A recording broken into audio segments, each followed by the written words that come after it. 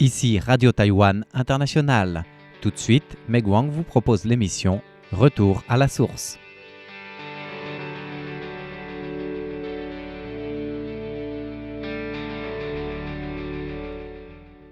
Bonjour à tous et bienvenue à l'écoute de RTI. L'émission Retour à la source d'aujourd'hui est dédiée au sel, avec la ruée vers le sel des Taïwanais en ce moment, et cela notamment en lien avec des eaux diluées et traitées rejetées par la centrale nucléaire de Fukushima.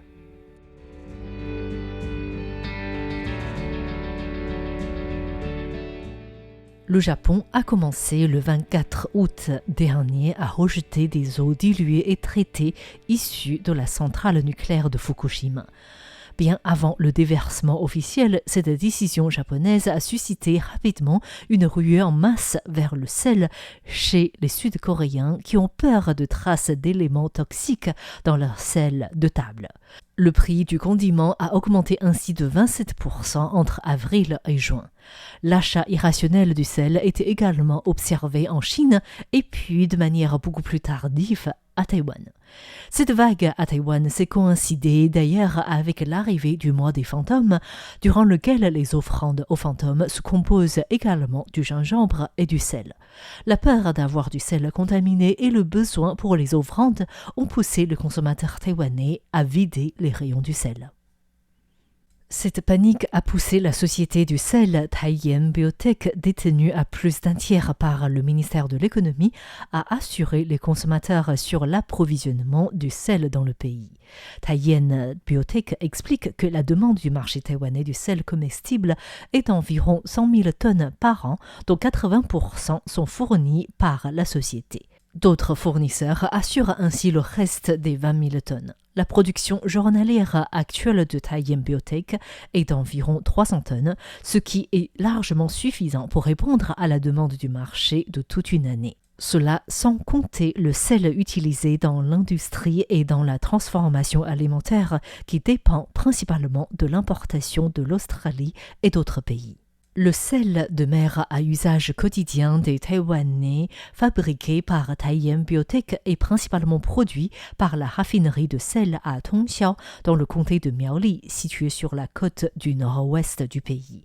La raffinerie produit environ 70 000 tonnes de sel par an. Et selon les informations du Musée national des sciences naturelles, cette méthode de production de sel n'est pas affectée par les conditions météorologiques et le sel raffiné a une grande pureté, une bonne qualité et un rendement stable. L'utilisation de la terre et des ressources humaines sont relativement économiques pour le producteur. Et l'inconvénient de ce type de production est qu'elle consomme beaucoup d'électricité et d'énergie thermique.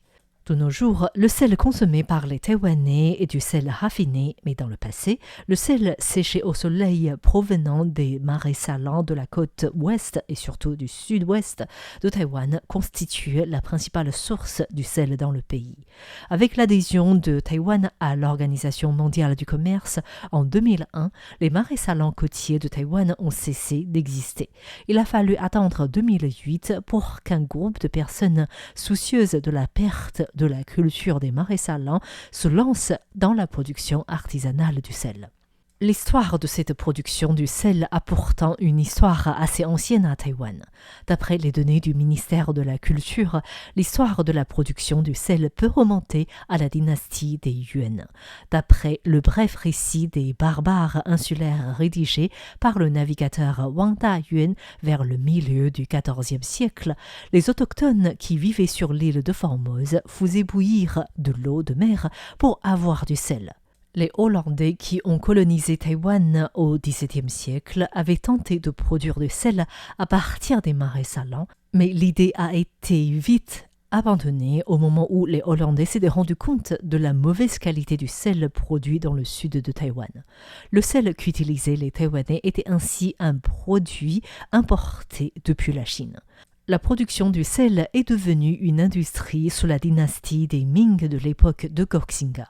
Une fois que Koxinga avait repris Taïwan des mains des Hollandais, la dynastie des Qing a appliqué une méthode, ou plutôt une politique de contrôle maritime. Pour avoir du sel pour survivre à Taïwan, les soldats de Koxinga ont ainsi dû développer activement les marais salants et en 1675, Chen Yonghua, un conseiller de Koxinga, a enseigné à la population du Sud à réexploiter les marais salants abandonnés des Hollandais tout en exploitant d'autres zones à Kaohsiung, également dans le Sud.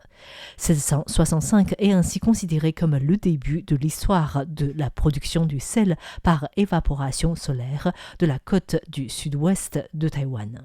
À l'époque japonaise, durant la première moitié du XXe siècle, le sud-ouest de Taïwan, en particulier le comté de Tainan, de Jiayi et de Kaohsiung, comptait plus de 7000 hectares de marais salants.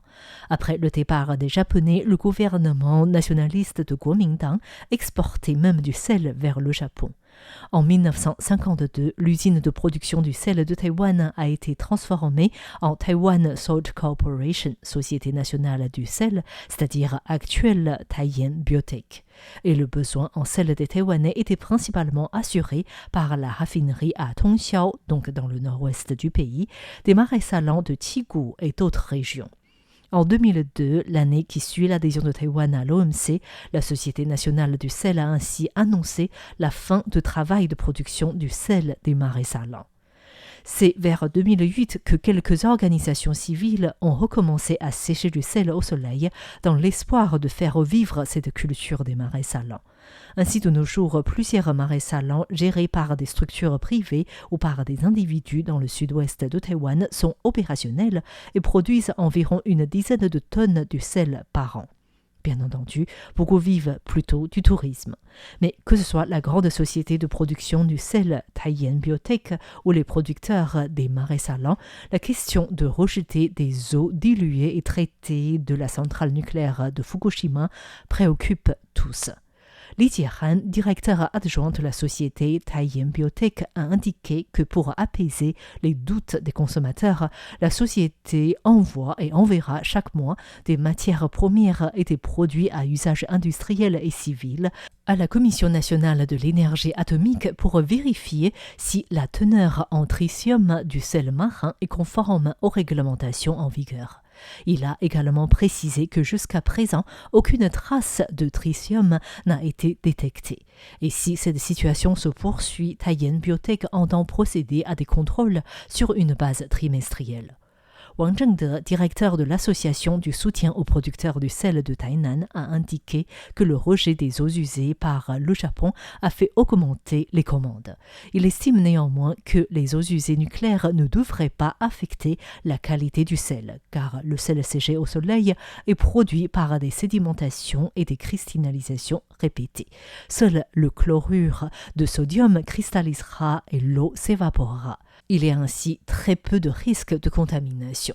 Il a d'ailleurs précisé que dans le passé, les marais salants Anshun avaient envoyé leur sel à des contrôles par peur de pollution de l'eau de mer et aucune trace de métal lourd n'a été détectée. Pour lui, la meilleure solution est de laisser parler des preuves scientifiques au moment venu. Les propos de Wang Zhengde sont rejoints par Lin Zhenxuan, une responsable du Bureau de la protection nucléaire de la Commission nationale de l'énergie atomique. Elle a indiqué que le tritium existe souvent dans la nature sous la forme d'eau tritiée, HTO, et lors de l'évaporation des eaux de mer, lors de la production du sel, l'eau diminuera à moins de 3%. Les eaux usées contenant du tritium sont également diluées par de grandes quantités d'eau de mer, de sorte que le sel ne peut contenir que de très petites quantités de tritium. Même si Fukushima rejette des eaux usées avec une limite maximale de concentration en tritium, la Commission nationale de l'énergie atomique estime que la teneur maximale en tritium par kilogramme du sel marin serait de 45 becq. Lin Zhenxuan tente ainsi de rassurer les Taïwanais en se basant sur les normes définies par l'OMS selon lesquelles la teneur en tritium des aliments ne doit pas dépasser 10 000 becs, ce qui signifie qu'une personne devrait consommer plus de 222 kg de sel pour dépasser la norme. Si les Taïwanais suivent la recommandation du Bureau national de la santé, selon laquelle la limite supérieure quotidienne de consommation de sel pour les adultes est de 6 grammes, il faudrait environ 100 ans pour manger autant de sel. Lin Zhenxuan précise d'ailleurs que selon les analyses des courants aux alentours de Taïwan, au cours des 10 dernières années, les eaux usées de Fukushima devront se diriger plutôt vers l'océan Pacifique Nord avec le courant principal Kuroshio et arriveront moins dans les eaux taïwanaises. Cependant, considérant que le courant océanique peut aller à contre-courant, la Commission a mis en place 107 points de surveillance de l'eau de mer pour contrôler régulièrement la qualité des eaux. Tout est donc mis en place actuellement pour contrôler la qualité de l'eau de mer et le très peu de dangers auxquels doivent s'exposer des consommateurs du sel. Merci de votre écoute, c'était Meguang pour RTI.